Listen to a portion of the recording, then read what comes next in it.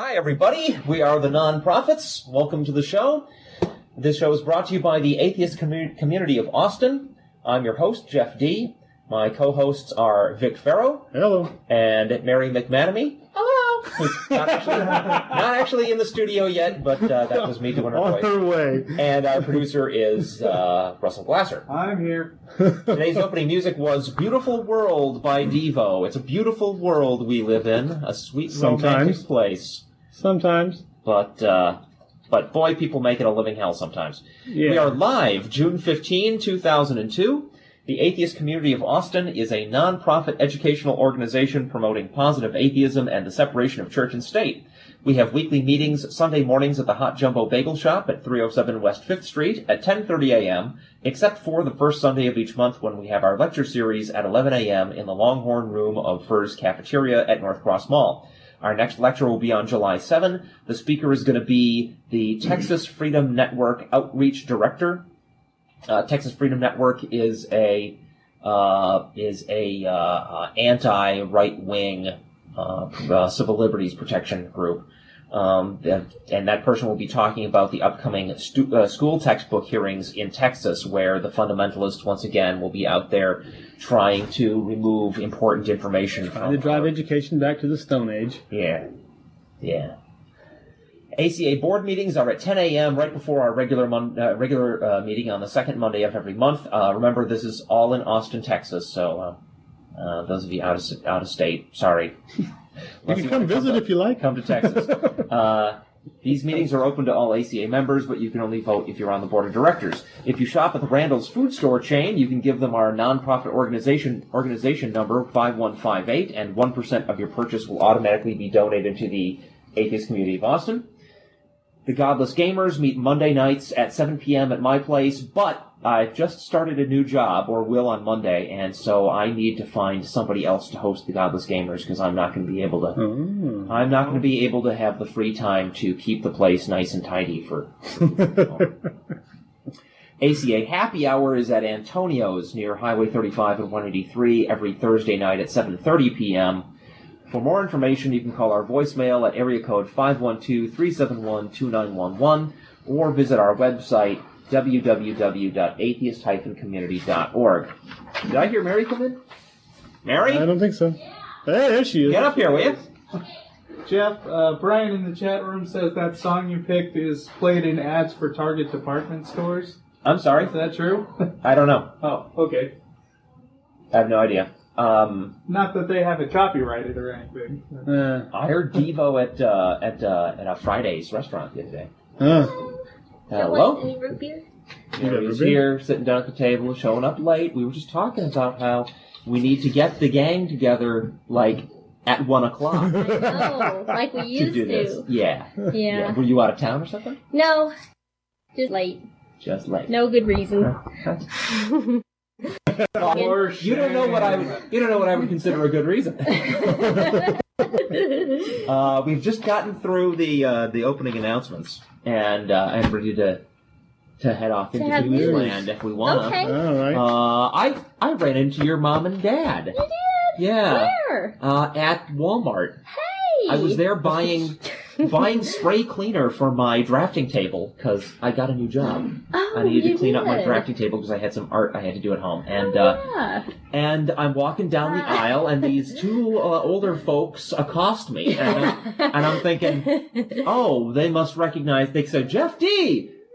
I think they must remember me from the TV show, right? Yeah. Which was kind of surprising, but no, it was your mom and dad. How neat. Yeah. Oh, I'm glad you met him. Your mom looks a lot like you. Yeah, we get that a But lot. your dad was not what I was expecting. Yeah. No, I don't know. Is he a musician? Uh-huh. He is. Yep. See, I have the He Chronicle sure here, is. which is the local liberal rag. This is more what I imagine Austin musicians Towns to be. Van Zandt. Yeah, but you know what I mean? Yeah. Sort of emaciated, Yeah. way too much time out in the sun, long hair, hippie look, with That is what I expect from Austin musicians. Yeah. He's not that kind. No, he was part of the big band era sort of thing. So he would have been the tail end of that big band era, wouldn't it? The very tail end of it. Yeah, definitely. But he Some straggling tail end of it. Actually, that was a long time ago. Yeah, he used to play with the Tom Husak Orchestra. Tom Husak is a wonderful guy. He's a professor over at ACC. Diet root beer? I'll take it. I don't care. It's One IBC. with one sip out of it? There's also I'm black waving cherry, wildly. Ooh, For black those of cherry. you and listening there's at regular home. IBC. Black cherry. I get root Okay. beer. The black cherry's the one with the red top, I think.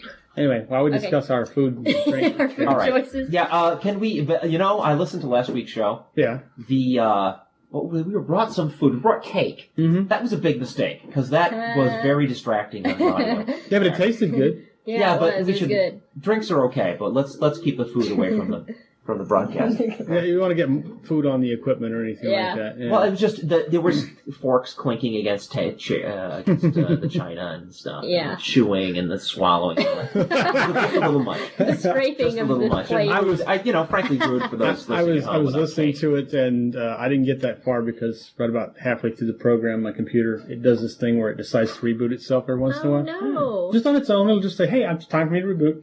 Oh no, Neat. how weird. And since I don't have it This on, one? That's one of Yeah, those your special ones. laptop? yeah, That's I need a very new strange. computer. That's all there is to it. That's- Mine's 2 years old. It's an antique. So, is anything interesting happening in the news that Yeah, atheists actually, might want to know about? Oh, there's Lots of things. and lots of stuff. Let's have Vic start this week. Okay. All right.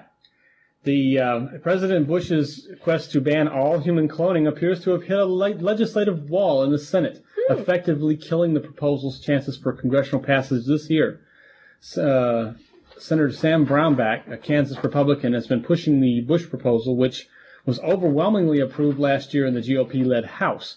But in a meeting this week with Republican colleagues, Brownback modified his proposal to a 2-year moratorium on human cloning instead of a permanent ban, an indication that he did not have enough support for an all-out prohibition. Quote, I don't think the total banning will be offered because at this point, I don't think we have the votes to get it done. Yay! Senator Rick Santorum, a Pennsylvania Republican who supports the Brownback's original bill, well, that's who I was quoting, never mind. A White House lobbyist speaking on condition of anonymity said that the proposal would not come up anytime soon. Bush enjoyed strong support for the cloning ban when he laid out his proposal last year.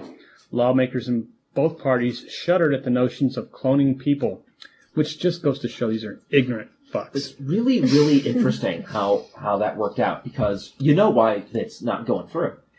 It's because big business, big pharmaceutical companies, the pharmaceutical biotech industry, heavily lobbied and actually got senators to take a second look, and they actually swayed Senator Orrin Hatch. Right. And I remember a Republican story from about Utah. that earlier. And he changed his mind. So they pretty much went downhill from there. Which one's which? The blue one is the diet. This is I don't know what the red. This one is not cherry, though. This Guys, come on. Okay. I wanted a cherry, and it's not Yes, cherry. Anyway. Never mind. Aggressive lobbying from biotech industry because but this is losing major money. That the Republican Party, right, conservatism. There's two different kinds of conservatism. Yeah, dumb and dumber. Big business is behind the Republican Party because they want fiscal conservatism. Yeah. Right.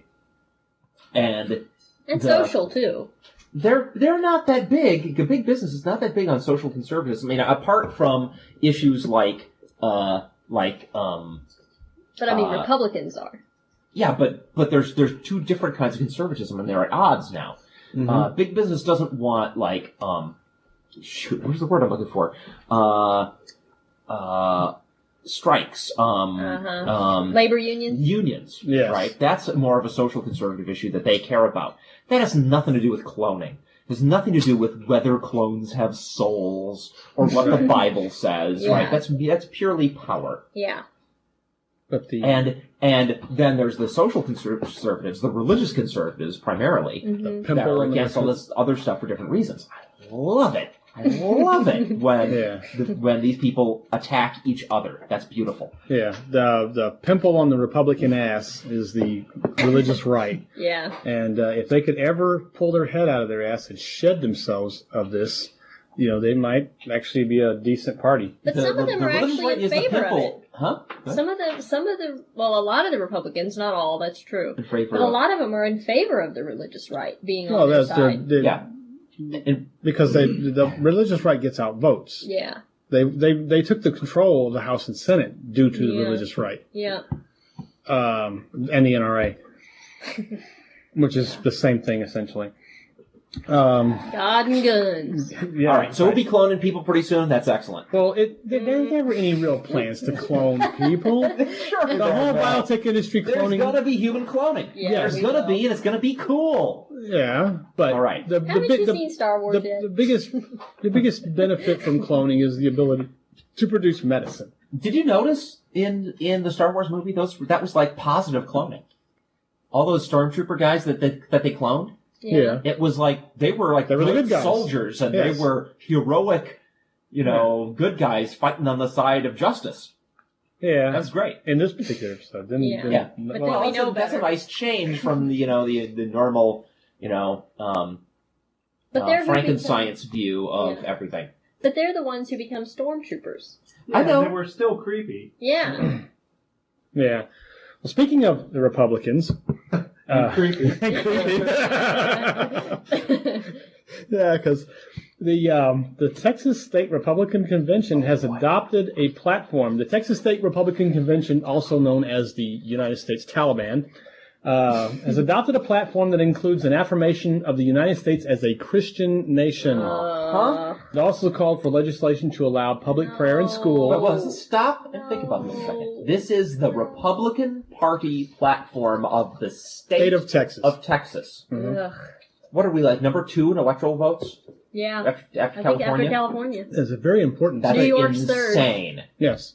And it's in their party platform that the United States is a Christian nation. Yes. Okay. Ugh. And it's called for legislation to allow public prayer in school and the posting of the Ten Commandments in public buildings. And the platform also retained language that calls for the party to work to, quote, dispel the myth of separation of church and state. Texas GOP spokesman Ted Royer said that the party is not trying to dictate religion, but is trying to make religious people feel welcome in participating in politics. No. They're trying to make Christians feel Yeah. welcome because it's a Christian nation. How Exactly. welcome is a Muslim going to be in the Yeah. Republican Party? Or an Well, atheist. How else not. a Buddhist? No, Right. you're not. It's, Yeah. as long as you believe what they think, then quote, we simply believe people of faith, here he goes that vague language again, really meaning Christians, right? should be welcomed in the political process and should not be intimidated to the point of being ashamed of their religion. When did this ever take place? Tell me what time in American history have Christians ever been ashamed of their religion? They should Never. be. Right. As much It should be. horrible Hopefully shit we're as- moving into that. Yes, they should, but there's never been any time in American history where people were not welcomed in the political process because they were Christians. That's just absolute bullshit. Talk about myths. Right. Yeah. The state GOP platform has long been conservative. Duh. But the number of religious themes in the platform has grown since the faith-based social conservatism movement took over the party infrastructure in 1994. Yep. Besides Thanks to who? Thanks W. to W and in part. others. And cronies. Yeah. Besides the call for a Christian nation, some of the other faith-oriented items in the GOP platform include a restoration of a chapel in the Texas Capitol. What? Jeez. An increased government attention on promoting faith-based community and business organizations that help the needy. Same, Bush kind of bullshit. Faith-based where, pray and we'll give you some food, Yeah. Public group prayer in school, as well as the return of Bibles and other religious books to the shelves of all public schools and libraries. Sure, let's have some Buddhist literature. Let's have some atheist literature.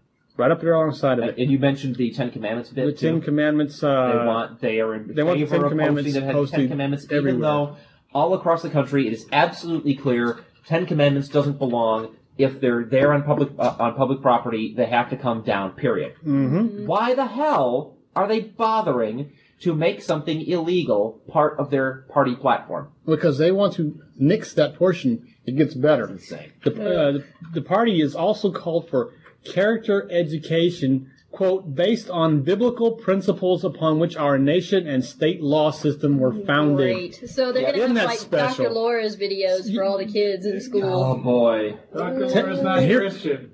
No, Dr. Laura's a but- Jew. But still, she Doesn't talks matter. about the Ten Commandments in Well, yeah, kid videos. because she got the Ten Commandments, it's okay. Mm-hmm. Texas Republican Vice Chairman David Barton. Now, there's a story on this moron. Mm-hmm. He had a video that was circulated on cable access here a few years ago.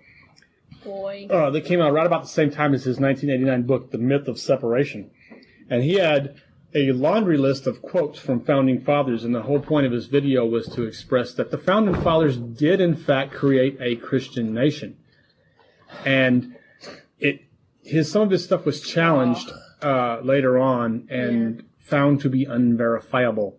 So there's quotes that he uses in this video that nobody else can seem to find anywhere else. I wonder why. Could it be that they don't exist, or that he's just lying? Yeah. No, see, I don't think he's lying. I think David Barton actually believes what he says. I just don't. I think that his ability to find what is real history is clouded by his agenda of trying to form a Christian nation, which is what he really wants. Yeah. His book, his 1989 book, The Myth of Separation, was praised by a national conservative leader, Jerry Falwell. And I saw Jerry Falwell, who always seems to get on TV when something comes up. But there's another story. We'll get to that in a minute. And he always seems to forget to wear his clown nose. Yeah, seems to forget yeah. Oh, man. And speaking of the other story I was just about to tell you about, the Southern Baptists leaders Tuesday stood behind the former president of the denomination who called the Prophet Muhammad, founder of Islam, quote, a demon-possessed pedophile. What? All right.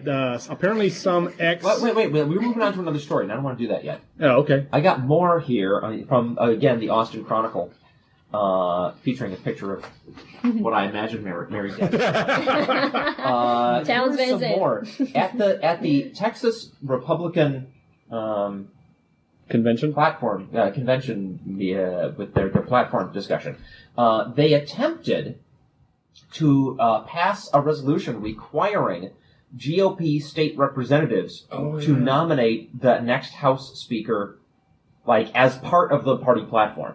Okay? Yeah. Rather than allowing them to decide who they wanted to vote for once they got there. Right. There was also the issue of it didn't go through, but they wanted to force all Republicans to endorse the platform with its Christian nation wording, or lose their Republican status, or lose their Republican backing. Lose their money. Right, Yeah. right. That didn't go through either, right? But they tried to do both of these things. Taliban. There was also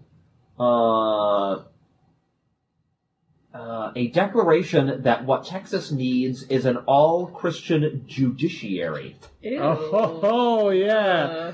The Saturday morning prayer rally devoted specifically to that purpose featured Dallas District Judge Faith Johnson proclaiming, quote, "Father, draw the unsaved judges unto you. Then and only then, Father, will they be able to truly be the righteous judges that you would have us be." Yikes. You know, That's scary. I only got one thing to say to these Republican nitwits. Fuck you. Oh, boy. Because, if you have this all-Christian judiciary, how long is it going to be until we start hauling atheists into court for being No atheists? kidding. Huh? In our Christian nation. Yeah, in a Christian nation, you couldn't be an atheist because that'd be illegal. Yep.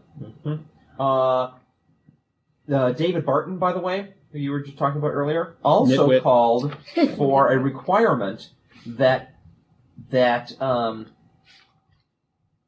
law degree should always be preceded by a seminary degree. What? He was calling for all lawyers To be have to be ministers Ew. first. Yeah, Oh, my Ew. Lanta. yeah. What? I missed that. So you have to get... Texas is such a flaming shithole. Oh, yeah. We are a political once again, shithole. I want to apologize to the rest of the planet for Texas. Because every once in a while, one of these Jeff, I'm creepazoids trying to gets out. convince someone in the chat room to move to Austin, so... Well, Austin... bad time. Austin is like this the candle little of the dark. oasis of liberalism Yeah, in the middle of Texas. Yeah. Austin's not so bad as long as you never leave Austin except in an airplane. Okay, so that was from the Chronicle. A little extra there on that story. Yeah, That's really sickening. It's time for the Democrats to get off their ass, get their shit together, and get these clowns out of the office. The Democrats. The Democrats are They're not nearly doing as bad. as the Republicans. Their Democratic Party in Texas, their just as nominee right wing. is also in favor of prayer in schools. Prayer in school, Right. That's right. Though this is another interesting tidbit from the Chronicle story. I gotta look it up now. What's his name that's retiring? Phil Graham. Right? Phil Graham. Delivered the classiest moment. This is from the Chronicle. Delivered the classiest moment of the occasion. Oh, yeah. His denunciation of Democratic gubernatorial candidates Tony Sanchez and Dan Morales for the treasonous outrage of engaging in a primary debate in the Spanish language. These Hispanic candidates debated each other in Spanish, and Phil Graham went ballistic. It's because he doesn't understand a word of it. They can't talk that Mexican language around here in them Texas parts. Yeah. This is America. We speak English here. All right, so you had moved on to another story. We can I get had. back to that now. But, okay, go ahead and do that. Then I got to do the regular extra announcement stuff. Okay. The Southern Baptist leaders Tuesday stood behind a former president of the denomination who called the Prophet Muhammad, founder of Islam, a demon-possessed pedophile. And the Reverend Jerry Vines of Jacksonville, Florida, made the remarks in a sermon to the pastors' conference preceding the denomination's annual meeting. Expressing concerns about religious pluralism, Vines said, quote, "And I will tell you, Allah is not Jehovah. Jehovah is not going to turn you into a terrorist that'll try to bomb people and take the lives of thousands and thousands of people." Because the Oklahoma building was only hundreds and hundreds. Right. But that was not really religious motivated. That was conspiracy theory motivated. It's a heavy dose of Christianity. Well, the conspiracy theorists are heavily laden with fundamentalist type Also, Christians. Timothy McVeigh, also a demon-possessed pedophile. Was he What now? the hell? Yeah, sure. He's dead now. On Tuesday, I want to about him. the current convention president James Merritt of Snellville, backed Vines, saying, historically, he's on solid ground. Muhammad married a girl of 6 and consummated the marriage at 9. And Merritt said, in my book, that's a pedophile. No! That's what I find absolutely astounding about that comment. In his book, that's a pedophile? No. His book is the Bible. Yes. And in the Bible, people were getting married at those kinds of ages. That's your book, asshole. Yeah. In the book that says that 9 and 6, marrying at 9 and 6 is pedophilia, that is our modern American book. Right? It's our modern cultural values. And our modern cultural values are just as much in conflict with that guy's book as they are with the Quran. Exactly as much. And what they're making a mistake here, because I saw on TV with a Muslim fellow who I can deny, but Jerry Falwell was on this, is why I stopped and looked. Yeah. And Jerry was promoting his own website, Falwell.com or something, where he has this page on his propaganda against Islam. And he made a real big point. Well, the girl was 9, right? She was 9? Well, that's pedophilia, isn't it? It is now. Yeah, it is now. You cannot apply the social values of today to people 1,500 years ago. Well, you can, in a sense.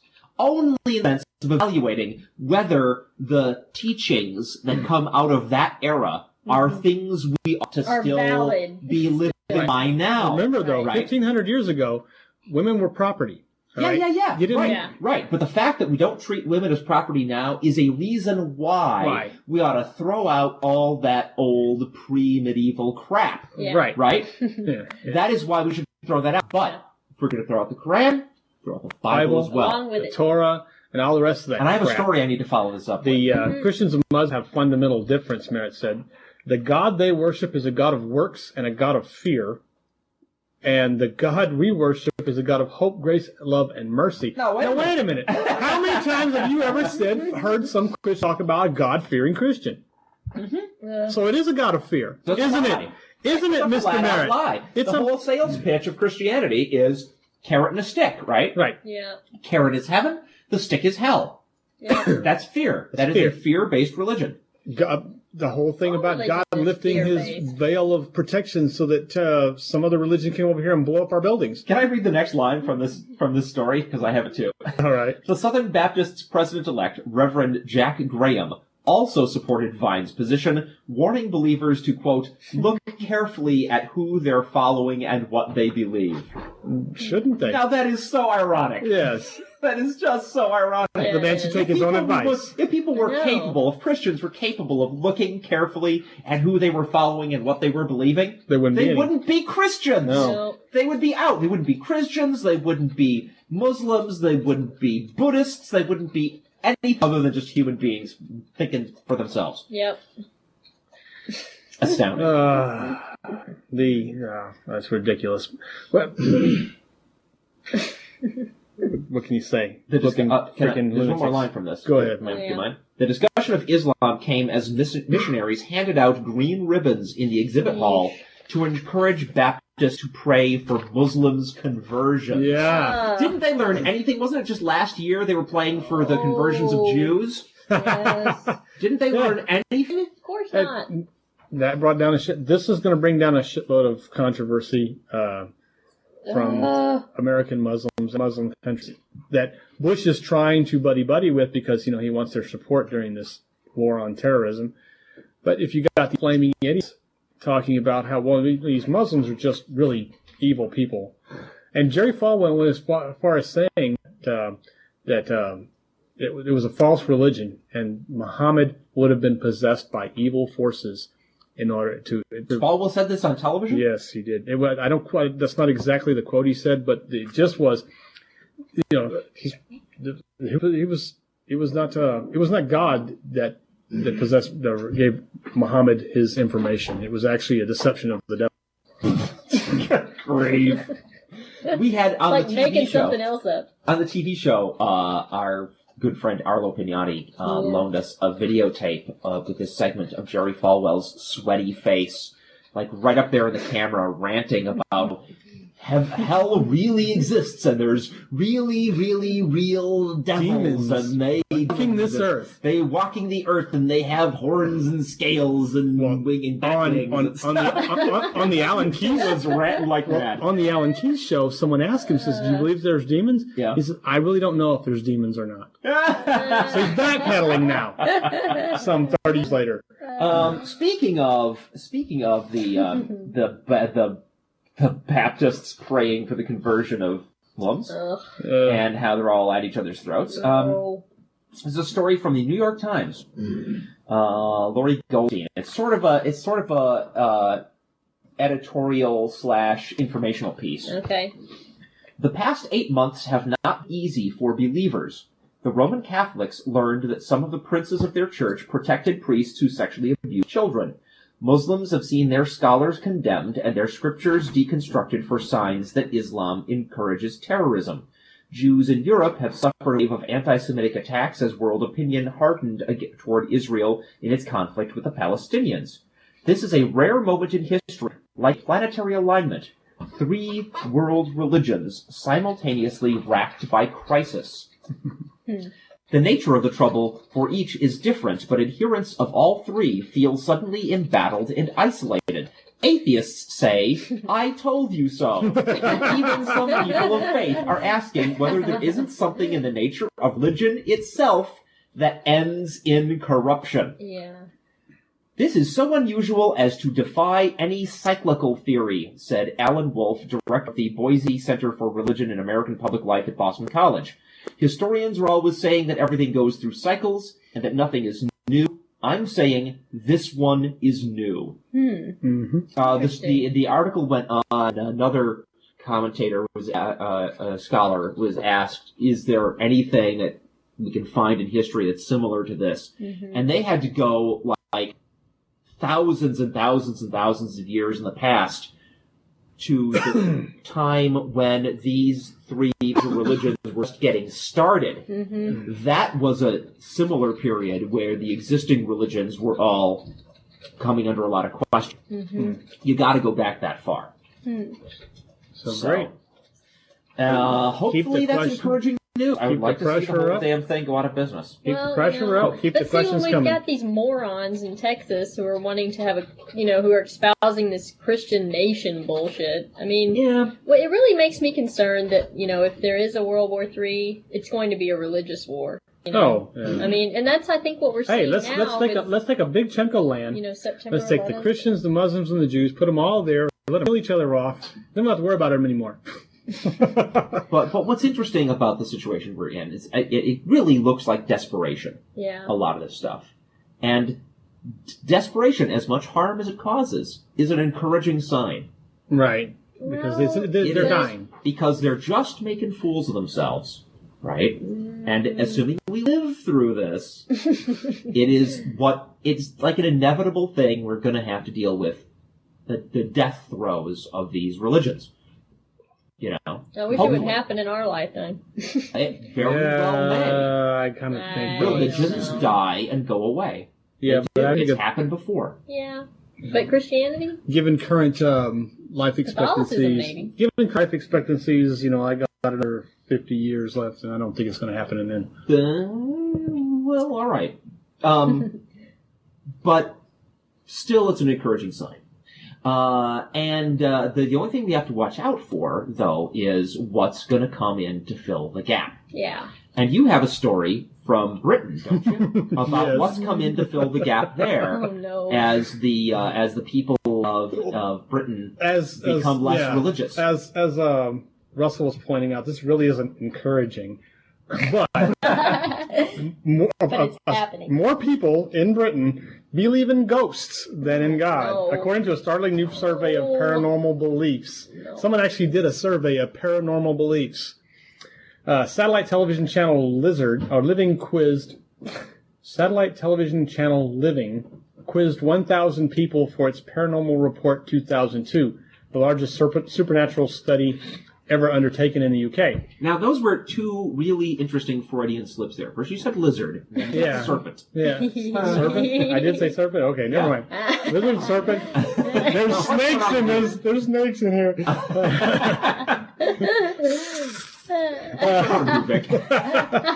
Well, the survey revealed a wider range of beliefs in aliens, ghosts, and psychics than the Almighty.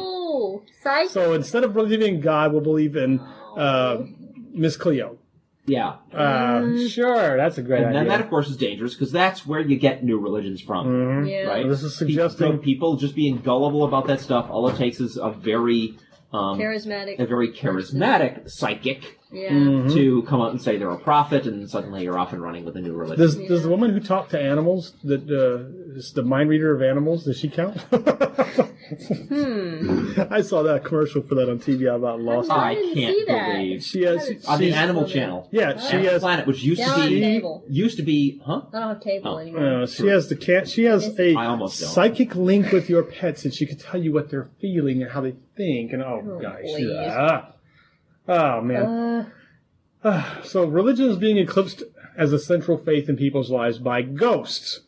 47%. Oh yeah, that's better. 47% of the respondents claim to believe in intelligent life on other planets.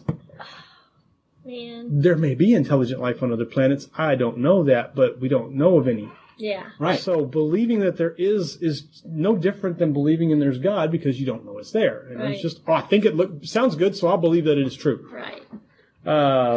57% And that would explain why they believe in this more than religion, in a way. 57% accepted the existence of ghosts, and get this, 67% acknowledged the power of psychics. No. Oh. And a mere 36% said they subscribe to the notion of God.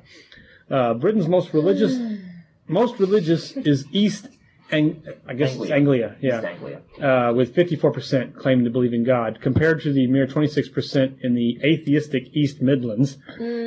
Now, as scary as that is, those figures on belief in UFOs and ghosts and stuff are still lower than they are in the U.S. Yeah, Really? it's higher than this. Yeah. People in the U.S. believe in heck the yeah. I think the notion of psychics was in the upper 60s in the United States too. I think that was pretty much close to Right. the What did same. they say for Britain? Britain is 67%. Huh. So I'd say all right. it was relative. They're pretty they're pretty close. I remember we did that story a few weeks back. The survey, which attributed the findings to the success of films such as Star Wars and Harry Potter. Harry Potter and Star Wars is causing people to believe in psychics. No. I know. The was conducted. It's movies, people. Yes, this was conducted to promote Living TV's new season of paranormal programming beginning this week. It's all John Edwards' fault. It proves people are in touch with their mystical side. Oh, no. Yeah, they've been smoking too much of that mystic. That's just Now bizarre. that story came from a Jewish news release of some sort. I forgot what it was called. What? Do y'all think it's just a lack of education that causes this phenomenon, or do you think there's more to it than that? I mean, because you can obviously be an intelligent person and still believe in God, but I think education has a part to do with it, but there's a whole lot of other factors. There's culture. You grow up around people who are telling you that psychics are real, and I guess apparently critical thinking isn't taught any better in the UK as it is in the United States. It's interesting. The statistics I've seen seem to indicate that while a college education means you're less likely to be to believe in a God. When I see things like James Randi doing an expose of astrology for college students, a lot of those college students are already entirely set in their ways as far as belief in the supernatural in general goes. Yeah. So it seems to happen younger. Right. The notion of psychics. Maybe it's just what people want to believe. That might have something to do with it too. It's comfortable to believe that you might be able to someday be able to read your neighbor's mind. I guess. I mean, I don't know. I went through a phase of toying with that stuff. Did you? Yes, I did. I did Yeah. the Zener cards and everything, and Why did we stop? because it didn't work. It didn't work. Yeah. Did you stop because it didn't work? Yeah. It doesn't work. I stopped Some because I people realized. apparently are once able you- to convince themselves that it works. Yeah, well, if you ignore the fact that you can do a series of Zener tests, and you got about a 50-50 chance of getting the answer right, Yeah. just by luck, by dumb luck. Right. If You you guys flip a know coin, about Skinner boxes, right? Skinner Yeah. boxes. It's Skinner. a psychology thing where you put a rat or a pigeon in a box and they push a little button and a food pellet pops out, right? Right. But they have Right. they have some situations where they put them in and they only drop a food pellet every second time or every fifth time or something, and then they have some boxes where it's completely random. Yeah. And if they take if you take a pigeon or a rat in a completely random box where, they push the lever, sometimes it comes out, sometimes it doesn't. Not only do they never learn, when the food gets turned off, for instance, but also they develop these superstitions, like they'll always stand in a certain corner and twist their head a that's certain interesting. way Right. while they're pushing the lever because it worked a couple of times in the past, and it feels like that's what's causing it to work. Right. So in the same way, people come up with these rationalizations of, it works in some situations. I've had it work for me, and they keep doing it, hoping that the food pellet will randomly drop out. We were talking last night about full moons, and last Monday was the lunar eclipse. Bad things happening to people in the lunar eclipse. On the East Coast, you could see a lunar eclipse near sunset. Right. The bad things happening to people during this lunar eclipse time. Yeah. Well, I was on vacation. Hell, I had a good time that night. Right. Nothing bad happened to me. But if something bad happens to you during an eclipse, you might develop that same thing where you have a superstition that it had something to do with the eclipse. And I've got one, actually. A superstition? Yeah, I've got one from when I was a kid. Well, I don't mean now. Oh. No, I mean when I was a kid. Oh, okay. I had this T-shirt with Animal on it, from the Muppets. Uh-huh. And I still love Animal to this day. But yes, I wore that every time I wore that T-shirt, something bad happened. Like I would cut my finger or, something like that. This is how I made the association in my head, right? So eventually I did stop wearing it. But I realize now how silly that was. It had absolutely nothing to do with the shirt. It was just coincidence. Right. But, I think I can understand in a way how people want there to be an association. Like with the B.F. Skinner boxes, People think, there must be some connection. Yeah. We also talked on an earlier show about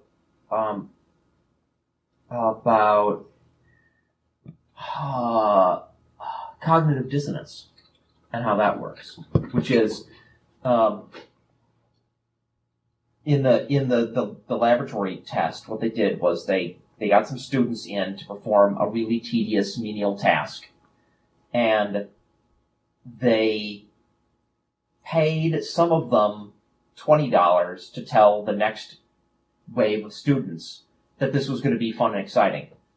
And they paid some of the students $1 to tell the next wave of students that this is going to be fun and exciting. And the ones who only got $1 convinced themselves that the activity was really fun and exciting. Wow. Whereas the ones paid $20 knew it was a lie. That what seems to be going on is that there's a certain amount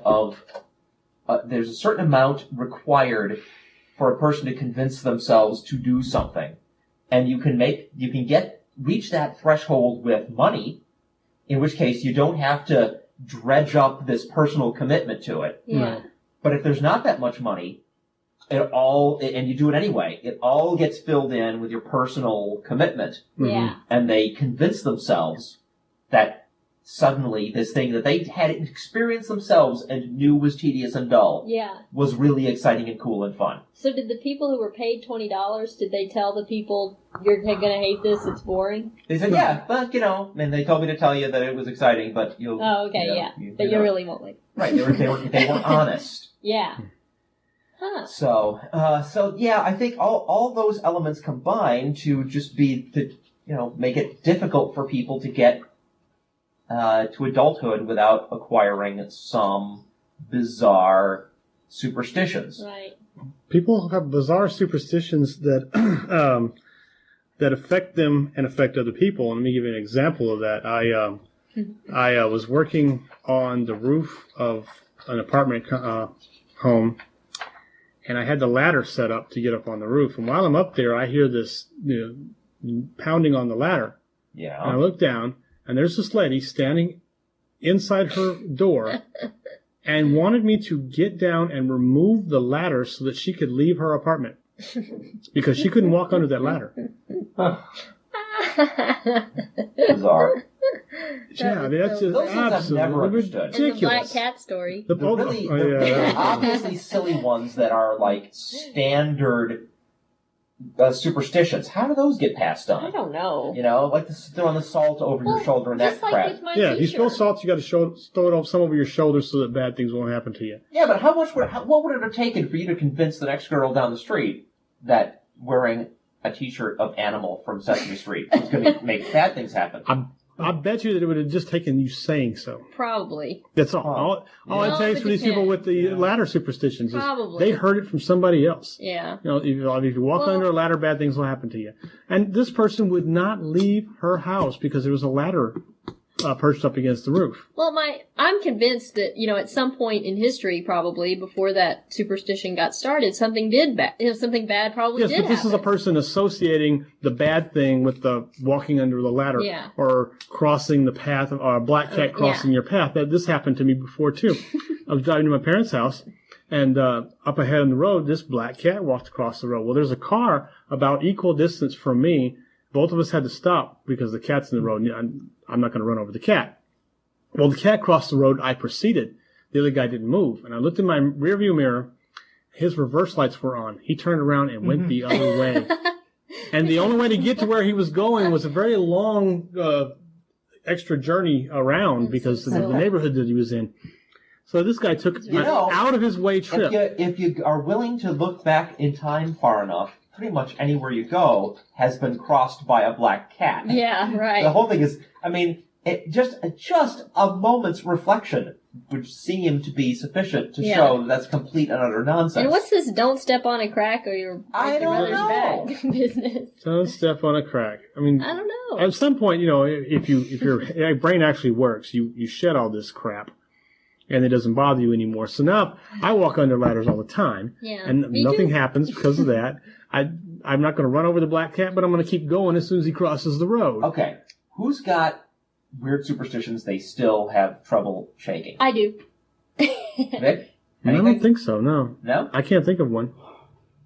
Okay, what's yours, Mary? Mine is, I think, still associated from childhood, but I stopped using a Ouija board when I was a kid because it scared me. I was afraid of what I might find out. And to this day, I haven't used one, and I don't think I'd want to, just because they kind of creep me out. I stopped using me too. I stopped using a Ouija board because it doesn't work. Well, yeah, nothing happens. You sit there, you hold the damn thing down, and you wait, and you wait, and you wait. And the damn thing don't move. But see, people tell you, well, you can't do it by yourself or it won't work. You have to have beings. Oh, they'll tell you that you do it by yourself. You get possessed by some kind of a demon. Yeah. Oh boy. It's dumb. I'm embarrassed to say I still have that superstition. When I got a vehicle that I had prior to the one I have now, I hung this little skeleton on it that I got. It was Halloween when I first got it, so I hung this little skeleton on as a Halloween decoration, and I never took it off. And then sometime later, that little decoration got added to, and eventually there's this big, long, feathery chain of stuff hanging off my rearview mirror. And I would never take that thing off. Never, ever, ever take that thing off. I used to make a joke about it, that it kept the evil spirits and car thieves away. Now, that was a joke, and I knew I was kidding, but I never took that So there you go. You do thing it. off. Now, I got a new truck, and there's nothing on it now. Okay. Yeah. Don't start. Nothing. Yeah, don't put it in there. Start. So what's yours, Jeff? Dice. Oh. Dice. I think What I've talked about this in the show. Yeah, too, we did have a talk lot about of this once new before. listeners, so let's go over it again. I play a lot of games, and there are various dice phobias and superstitions that people come up with. One of the ones that that caught on with me for a while was the idea that if you take your dice and you want to roll a 1, and want to roll as low as possible, you take all your dice and you turn them so that the 1s are at the bottom. That way the karma settles to the bottom of the die. When you roll them, those 1s are more likely to come up. Okay. Or it's sort of like a misinterpretation of the probability where, if you roll a die a zillion times, eventually you get roughly equal numbers of everything. Yeah. Well, a weird misinterpretation of that would be the die is going to spend equal amounts of time in all 6 directions. Yeah. And so if you have them spend a lot of time with the 6 down, for example, Yeah. and then you roll them, they're more likely for the 6s to come on the top. Yeah. Huh. It's completely insane. I don't do that much anymore. But you still That carry that. actually reminds me of a good That's story funny. I heard about a mathematician on a plane. Uh-huh. The guy was afraid to fly because he used his computational skills to figure out the exact odds that there would be a bomb on the plane he was flying, and he figured out it was low, but it was not low enough to be comfortable. Uh-oh. So a few months later, after he told a friend this, that same friend ran into him at the airport, and he said, "I thought you were afraid to fly. What are you doing here?" And he said, "Well, it's true that I calculated that the odds of there being a bomb on the plane are too high for comfort, but then I calculated the odds of there being 2 bombs on the plane. So that was low enough to feel safe. So now I carry my own bomb. That's great. And I almost said my tasteless thing of the day, but I think I'll leave it. And let's go on to some announcements. Okay. National Atheist Ombuds. Okay, folks, horrible things are said about atheists all the time in the media, by guests on TV shows, by Star Jones on her damn TV show, right? Stupid view. When you encounter stuff like that, what you can do is write up a little email to ombuds@atheism.org. Tell them what you heard and where you heard it, and they will distribute that information to participating national and local non-theist organizations that will, in turn, distribute press releases getting the word out about these horrible things that have been said about atheists. Today, there is a protest of the U.S. Catholic Bishops' meeting up in Dallas by Metroplex Atheists. And that's my last announcement of it, but frankly, if you're hearing it now, unless you live in Dallas, you're probably not going to be there. But right. Is it all day? Some members of ACA are going. Huh? Is it all day today? I really don't know the details. Okay. We could check Metroplex Atheists' webpage, though, if we want. Yeah. I did this morning, and they had a picture up of 4 holding placards of a protest, holding placards that talked about pedophile priests. And but I don't know. I didn't recognize anyone in the picture. So Well, that might have been. Could. The Fourth World Skeptics Conference will be next weekend. That's June 20 to 23 in Burbank, California. Information is at www.scicop.org/events/conference-2002. That's CSICOP, SciCop. Who Killed Goliath? Christian Fundamentalism in the Modern Age is a book by John Bowes, detailing the fallacies of Christian fundamentalist beliefs and their impact on society. The first 2 chapters are available for a free download from the web. The address is www.rjs-ebooks.com/authors/John_Bose, BOSE.htm. Godless Americans will march on Washington, D.C. on November 2. This is being organized by American Atheists. All the background and information is available at www.godlessamericans.org. And they are similarly running an effort to organize a vast number of secular memorials of the September 11 attack, this coming September 11. And the information on that is at www.secularmemorials.org. You can also collect past episodes of this audio program, The Non-Prophets, and an audio version of our sister show, The Atheist Experience, which airs on public access television only in Austin, Texas, on a CD. Each CD includes a full month's worth of audio from both shows in QuickTime and MP3, plus extra surprises. The CDs are $5 each. Contact atheist@mac.com for info. And then we can proceed with the news. Mary, you want to go? Sure. Let's see. Do we want to hear about... Or are you even done, Mary? I just had the one story left of the judge that has not taken down his... Yeah, we're going to do that with that. Okay. Yeah, you got that story, though, right? Yeah. Okay. Pants. The missing word there was pants. Oh. Sorry, go ahead. All right. Well, let's see. Okay. Busy. I want the story on the show that is willing to on the judge who is willing to take down the pants. Sorry. It's been a busy week in wacky religion news. Oh yeah. Okay. Well, we know that the bishops, Catholic bishops, are meeting in Dallas right now, of course. Yeah.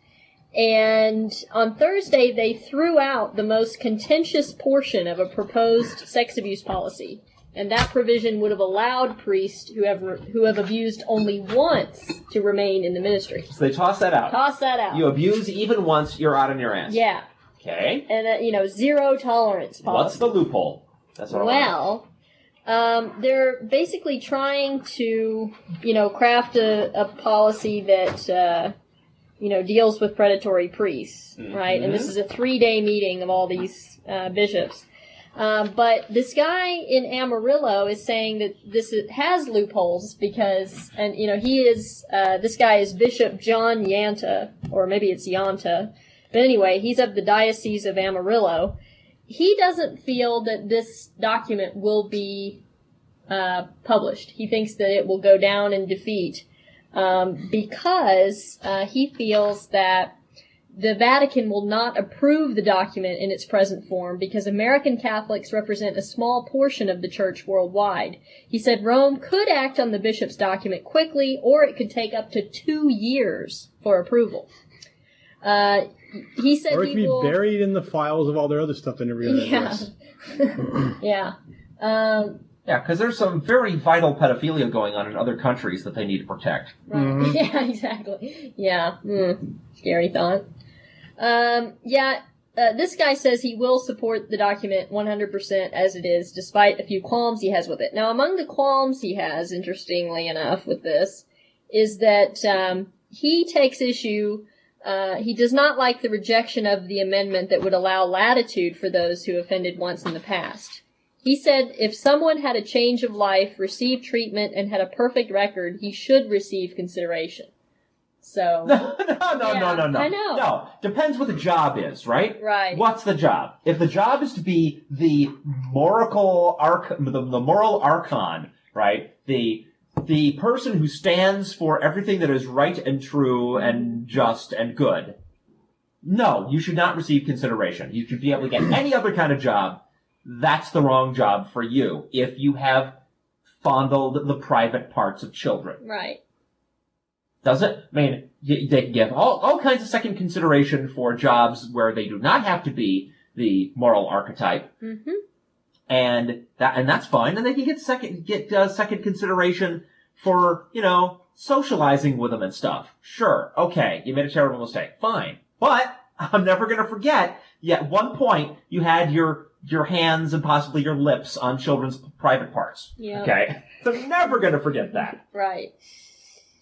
And that could be why, he says he's supporting it as it is, but that could be why he feels that it won't go through, because maybe these other bishops around the world aren't going to go for it because I have a little bit. Let's get into the week in pedophilia, since that's just open the floodgates. Yeah.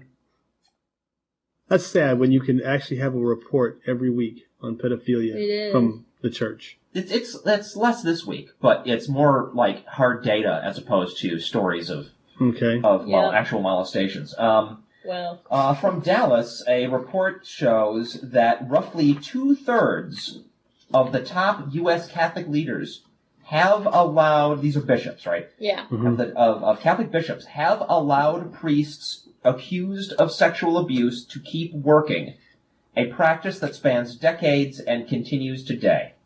According to the Dallas Morning News. Yeah. 2/3. Church spokesmen, 2/3 of these guys are basically guilty of a cover-up. Wow.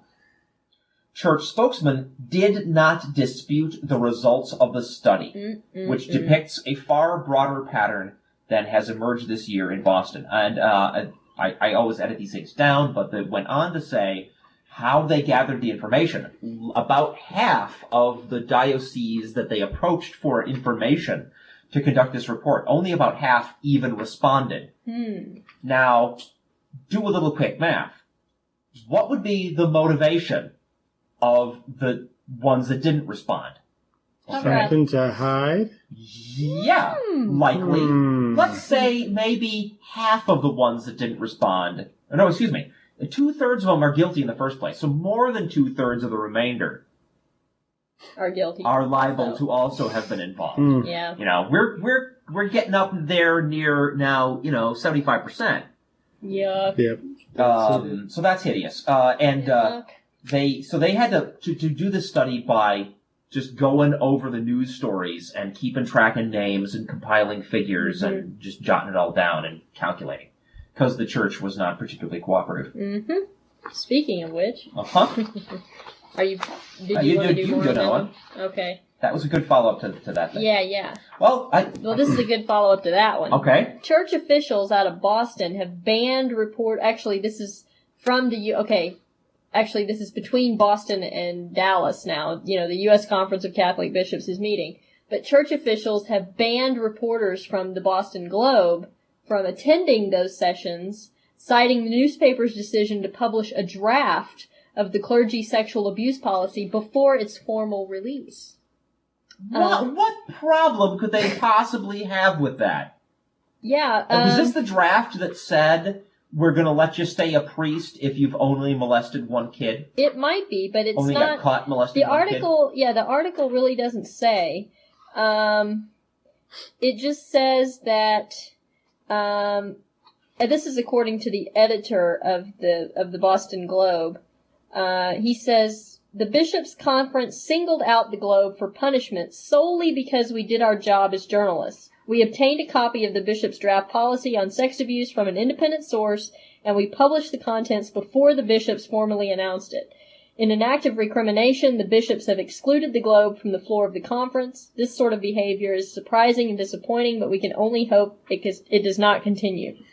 Well, they couldn't be too happy with the Dallas Morning News either, because the Dallas Morning News ran a whole 2-page section on the numbers of pedophile cases that were currently going on. It was a huge article. Yeah. So, but they know that if they can't ban the Dallas Morning News. No. There's no way they get away with it. The Boston Globe is almost single-handedly responsible for why this has gotten to be such a big issue.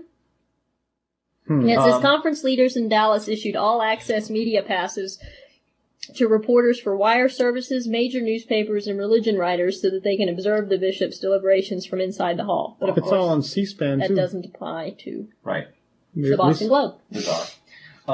Here's some more. At least 3... first of all, I misspoke when I did the previous story. This is the story where they contacted a bunch of dioceses for information and only about half of them responded. Okay. Catholic Church removes hundreds of U.S. priests. Whoa. The Roman Catholic Church has removed 218 priests from their positions this year because of child sexual abuse allegations. That's within 6 months. Yes. Whoa. 218 they've removed this year because they were accused of pedophilia. Man. But at least 34 known offenders remain in church jobs. Ew. According to the Washington Post. The Post survey also found that at least 850 priests have been accused of sexual misconduct with minors since the early 1960s. How many? 860 since the 1960s.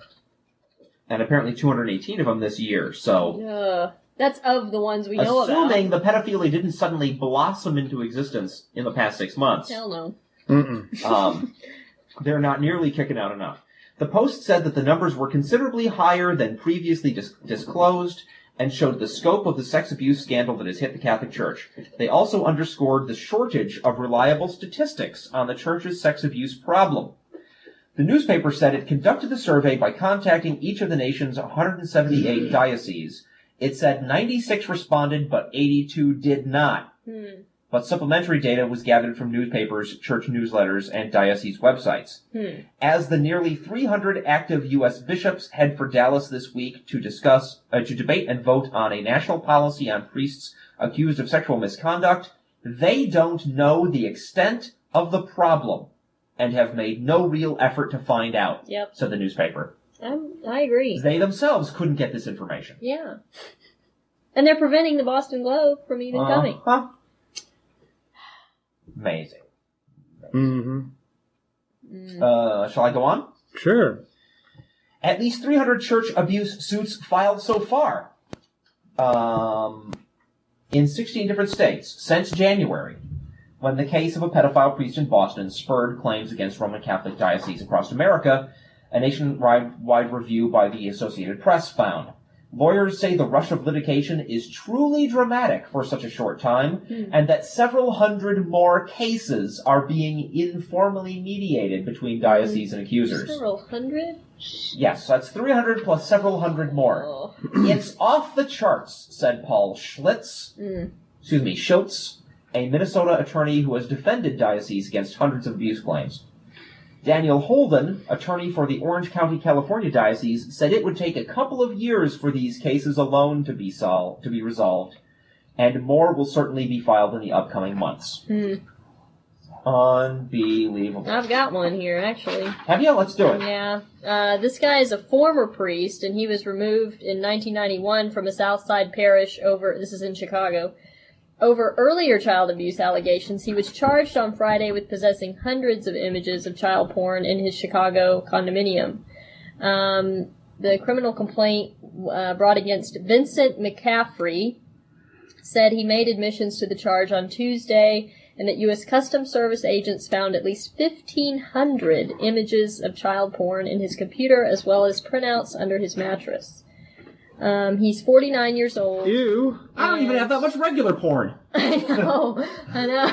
That's a lot of porn. That's a lot. Yeah. It is. Yeah, apparently he got busted. This was an interview. How did he get busted? Yeah. Because if you're... He walked up to the podium to do his sermon, opened his Bible, and pictures of naked children fell out. What I'm saying is, unless he screwed up and allowed someone to see this, I mean, it's I don't know. hard to figure out. Say how they caught him? It says how they caught him. Oh, okay.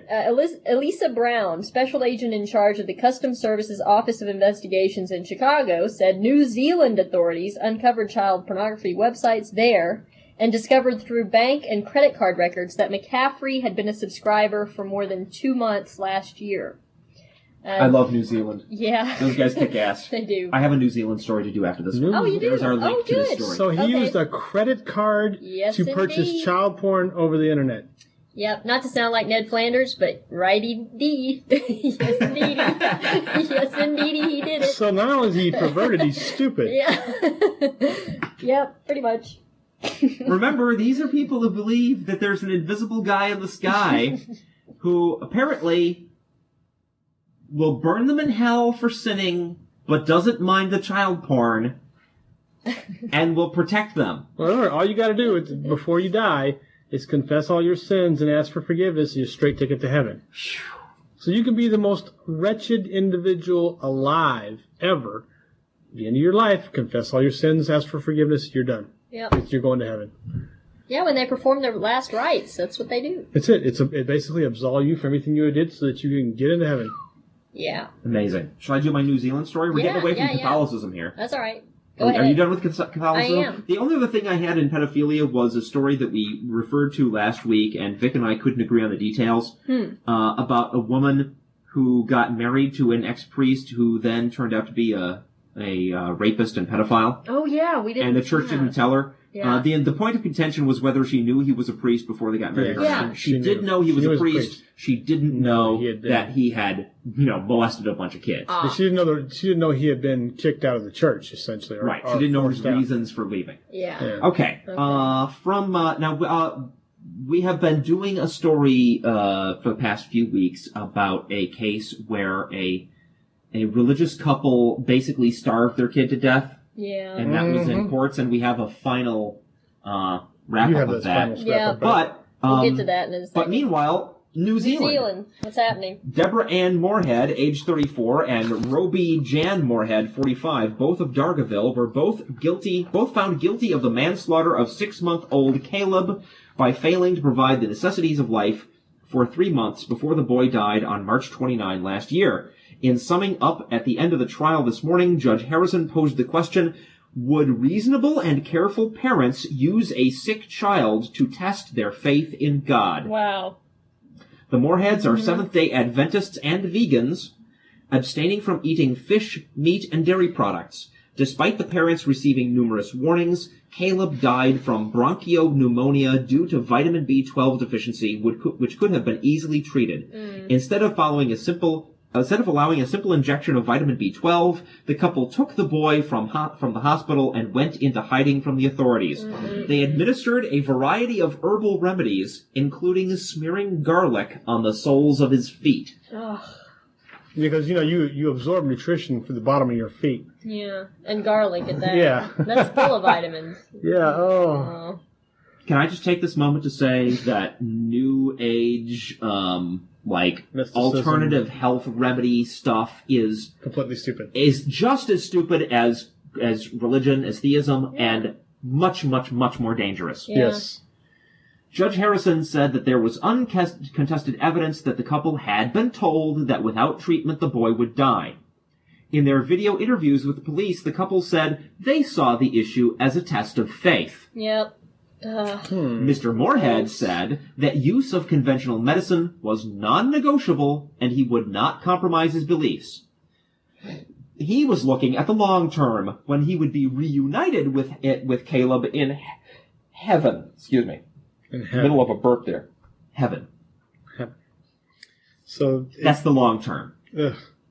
The judge said that the parents owed Caleb a legal duty to provide the necessities of life, including medical treatment. Health professionals and others described the boy as lifeless, white as a sheet, strikingly pale, severely anemic, and suffering severe malnutrition.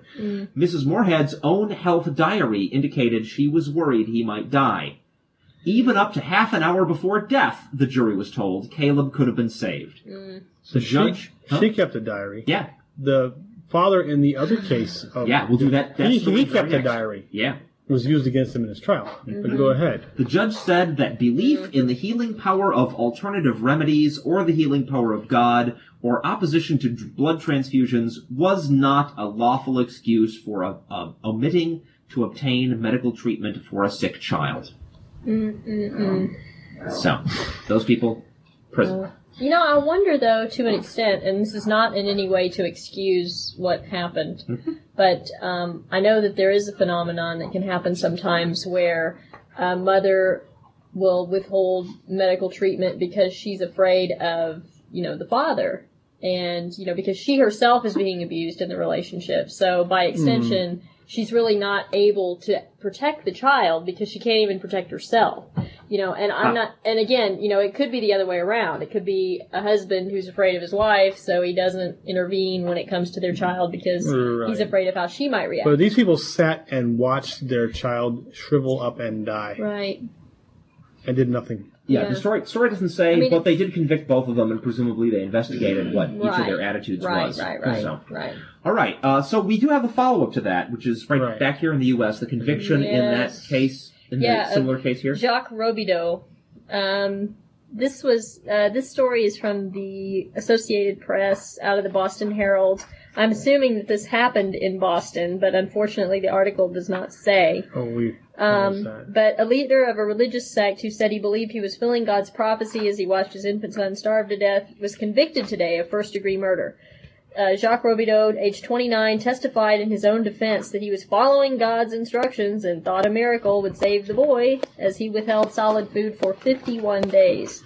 Samuel died April 26, 1999, 3 days shy of his first birthday. Robideau is one of the leaders of a small sect known as, I'm not making this up, the Body, a group that rejects modern medicine, government, and science. Yeah. Robideau showed no reaction at the verdict reached in the second day of deliberations. Karen Robideau, that's his wife, faces a separate trial on a second-degree murder charge, and his sister, Michelle Mingo, faces trial on an accessory charge. So apparently they all knew what was going on, and none of them did anything to intervene to stop it. No, they did know. I mean, what's really horrible about this is, remember they said they were hoping for a miracle to save the kid? Yeah. Mm-hmm. They knew they were killing him. Yeah. Right. Yeah. They were hoping that a miracle would save him from what they were doing. Right.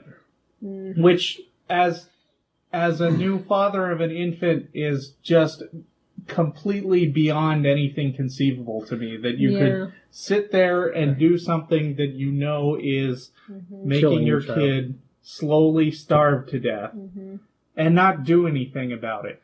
Only faith could produce something like that. In the diary, in Robideau's diary, he describes details of the process of starvation to where the boy's ribs began showing and he began becoming emaciated, and there was this white powdery substance in his diaper and various other things. The mother, I don't know if we mentioned this, but the mother had become pregnant again. And so she stopped producing milk, so he didn't even get that. And this all came from Robideau's sister, who said she had a message from God that they should withhold solid food from the son. And then they snuck him off to Maine in a park and buried him alongside one of his cousins, who no doubt must have suffered some equal fate. But what is the motive there? I mean, You think you got a line? What was to the God. motive for taking cyanide and putting on the new Nikes so you can go meet the comet? Yeah, I don't know. When it was Heaven's Gate. Heaven's Gate. Think you got a The line to motive God. is people actually believe this ridiculous crap. That's it. That's the motive. Yeah. The motive is they are living in a fantasy world where this kind of behavior makes sense to them. That's the motive. What else you got? Well, on a lighter note. Yeah, let's have a lighter note. A little bit, anyway. I have a whole spate of good news here, though. Okay, well, get yeah, to. I wanna- We're let's get on to the that. downside of the show here. Okay, well, we had that big splap downhill a few slope. weeks ago about Star Jones and her Yeah. comment on The View. Oh, yeah. Right. And she was saying... Who has never apologized No. for her slander of atheists. And No. because she's not sorry. No. Right, Of course not. She's not sorry, and she's in a position of power. Right. Okay, well, ABC says that it edited the word Jesus out of a recent broadcast so viewers wouldn't be offended. Yeah. We did this story last week. Oh, we did? Did Yeah, I had this story last week. You did? Or, I don't remember us doing Yeah. it. Did we get to it? I don't know. Well, Well, do it. let me do it real quick. Just I'll do wrap an it up. abbreviated for version. people who didn't hear last week. Okay. On the May 23rd edition of The View, Meredith Vieira noted that the daily weigh-ins of her dieting co-host Joy Bear had ended. Quote, yes, and thank you, Jesus, is all I have to say. Bear replied. Yeah. ABC spokeswoman Julie Hoover said the use ran afoul of a pretty clear standard. The network has no problem with Jesus Christ's name if it is used in a prayerful and respectful manner, she said. But ABC does not allow Jesus' name to be used in an exclamation. Which is and Jesus Christ. I think even it was Jerry Falwell or Pat Robertson had spoke out against this too, that they Yeah, should not have edited that's out right. Jesus from the Yeah. Fine. Then don't do it on South Park, right? right. don't do it in But that's not ABC. You know what I mean. Fine. Let us get rid. I'm all in favor of getting rid of this stupid standard that says that guy's name gets special treatment. Yeah. Right? I agree. Assuming there was even a guy. Yeah. Which reminds me. I read a story. The Vatican is gearing up to. Oh, I didn't bring it. The Vatican's gearing up to make a guy into a saint that probably odds are never even existed.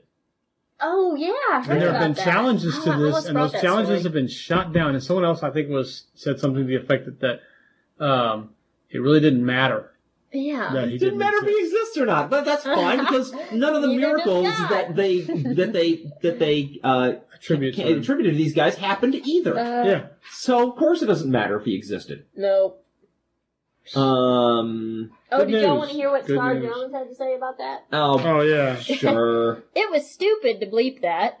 They let us say all kinds of things on TV, but they bleep Jesus? That makes no sense. They need to bleep Star I tend to Jones. agree. Yeah. They shouldn't have bleeped it, but then there shouldn't be any censorship at all. Nope. Okay. Moving Good right along. Hey, we're news. getting short on time. Yeah. So I just We got do the. 10 minutes. Is there anything We got 10 important minutes. among our downer news that we want to Well, get out? I've got one more good story that is not related at all to atheism, but Okay. it is a good science story. Okay. I got some science too. Go ahead. Okay. This was on CNN, and scientists have revealed a mysterious recording that they say could be the sound of a giant beast lurking in the depths of the ocean. Oh boy. Yeah. Yeah. They say that it bears the varying frequency that's similar to marine animals, but it is far more powerful than the calls made by any creature known on Earth. This is according to Britain's New Scientist. It's too big for a whale, It could be and a one ghost. theory is that it. Yeah, here you go. Here's the tie-in. Maybe is that it. One theory is that it is a deep sea monster, possibly a many-tentacled giant squid. But this scientist, Phil Lobel, he's a marine biologist at Boston University. He doubts that giant squid are the source of the sound, which is also known as bloop. And if you listen to the sound, it does. It sounds like a giant bloop. Just a giant bloop of water. Maybe it's a giant squid fart. Yeah, maybe. That'll be science news when they find the damn thing. Yeah. Well, I got some real science news. All right, go ahead. But I think it's interesting. We got more planets. More extrasolar planets. That's great. Right? Yeah. There was an announcement of 27 previously unknown planets, bringing the number of known planets orbiting other stars to more than 100. Until now, the extrasolar planets detected around nearby stars either orbited close into their star or followed elongated orbits. 2 of the planets announced Thursday break that pattern. They are giant balls of gas like the others, but they follow near-circular orbits hundreds of millions of miles from their stars, much like Jupiter. Now, this is important because in order to have Earth-like solar systems, it is believed, you need to have gas giants orbiting at about that distance to shield the inner orbits from comets and meteors, so that you can have Earth-sized planets in there at the right distance that you might be able to get life to start. Yeah. So you've got the gravity of the big giant's gas, of the gas giant, is going to pull all the random projectiles. Right. That's the idea. Yeah. Cool. And now we got 2 of those known. Now, note, they have not found Earth-like planets, right? Or, in fact, any planets at all inside that orbit. The technique that they're using measures the wobble of the star as these large gas giants orbit it. Okay. There is another way that one Earth-sized planet, roughly Earth-sized planet, I think, has been discovered that I know of using a different technique, and it was like because it's orbiting a quasar or something. It's some really extreme situation where they're able to see it optically or something. But that's not liable to be habitable. So this is very, very cool. That's fascinating. Like Devo says, it is a beautiful world we live in, but I'm prepared to go into space anytime. Speaking of which, after last night, that was so cool. Vic and his girlfriend and my wife Amanda and I went to see the 3D IMAX film about the International Space Station last night. Which is awesome. If you've got an IMAX in your city and they're playing this, go see it. It is absolutely astounding. It is the next best thing to be in there. Wow, really? Yeah. It's that good. Wow. It's that good. Do you get to wear the 3D glasses? Yes. Yeah. They have special You 3D pretty much glasses. have to. Oh, Yeah, okay. you don't see it if you don't. But Cool. with it, This is at Bob Bullock? Bob Bullock. Oh, okay. When they show this, some of the scenes they show there are like coming over the edge of the space station and peering down at the Earth, below you. It's just amazing. And then there was this orange. Did you try to catch the orange? Yes. They did funny since it was 3D. There was like shots of them. There was a birthday party, and they had M&Ms and oranges and little treats, and some of them got loose and wandered away. And then an orange, I'm pretty sure, was pitched directly at the camera on purpose. Wow. So yeah, because it comes right at you, and you can almost reach out and grab it, and then it bops you in the head. It bumps the camera. And very, very cool. Right. You'll get a real sense of what it's like to be up there in this huge habitat we've got now orbiting the Earth in zero Wow. G. It very, very really cool. is cool because there's some shots looking down at the Earth. It's just as close as you can get to actually being there looking down. And there's things I've always wanted to see. Mm-hmm. There's like a shot from a camera in the cockpit of the space shuttle during takeoff. Oh, yeah. Oh, yeah. Right? Cool. And out the window on the side of the shuttle during takeoff. You see the plume of smoke, and then you outrace it, and the ground drops away. And, Wow. it does its roll and stuff. And there's a shot of 2 people in shirt sleeves inside one of the modules on the International Space Station, right? And it actually starts the other way. It starts, the camera's looking out the porthole, and there's 2 astronauts there waving in through the porthole. And then you back up and turn, and there's guys in shirt sleeves right there. Wow. Yeah. I've always wanted to see that kind of stuff. Yes. Yeah. It was great. That is so cool. There's one scene where the camera's panning backwards as the astronauts are basically flying through the International Space Station. Wow. And it gives you that sense of moving through the station because it being 3D, it's really, really incredibly real. Wow. The only thing you're missing is the weightlessness. That's it. Oh, fantastic. And you kind of get a sense of that too. Yeah, because you can fool yourself into thinking that you're sort of weightless because you're sitting there in a chair, so you're not really doing anything. Yeah. And And as the camera's panning around, there was this hilarious scene where they're unloading cargo from the shuttle, right? Yeah. So there's like a hatch in the floor, and somebody there, and stuff comes shooting up the hatch from the floor, and he grabs it and turns and throws it down the side corridor, right? Yeah. And it's being narrated by a woman who is part of the mission. She's saying, well, yes, we deliver water and food supplies, and sometimes a woman, and like she comes floating up through the hatch, and the guy grabs her, keeps her down the corridor. It was absolutely cool. So cool. So yeah, that was a good time. I love it. Almost as good as bungee. Well, yeah, almost as good as bungee Did y'all jump. go bungee jumping? I went on vacation last week, so I went to South Padre Island, and they had a bungee jump. They hoisted me up 150 feet off the ground, and I jumped out. Wow. Wow. Did you come anywhere close to hitting the ground? Oh no, you're several. way up You don't there? actually fall 150 Oh. feet. You're 150 feet up when you start. Oh. The basket is 150 feet. You fall and you jump and you bungee. Cool. You probably bungee about 100. Wow. So yeah, that was kind of fun. Yeah. Let's do a last couple of news things here. Okay. Following up on last week's story, Zafran Bibi Yes. is free. Yes. Oh, Did you not know this? no, I The didn't. federal Sharia court in Islamabad cleared Zafran Bibi of all charges and acquitted her. Oh, Zafran, phew. who had been accused of adultery and sentenced to death by stoning in early May, is free at last. Yay. This is a victory for rationalists from all over the world who express their deep concern about Zafran's fate and the state of human rights in Pakistan in nearly 3,000 email letters to President Musharraf during the last weeks demanding his intervention. On the 2nd of June, the president issued a public statement assuring that the federal Sharia court would not be allowed to carry the sentence out. And in fact, in the sweeping decision of the 7th of June, Zafran was awarded a first-class acquittal. Good. The victory is a triumph over the forces of religious extremism and the brutal and inhuman social order that they try to enforce whenever they are powerful enough. Yeah. The Hudud Ordinance was installed under the military regime of General Zia-ul-Haq in 1979 and opposed by human rights and women's rights advocates ever since. It bans all kinds of extramarital sexual contact and is used especially for the suppression of women. How many people have been killed, I wonder, since that was enacted? I don't have that information. Jeez.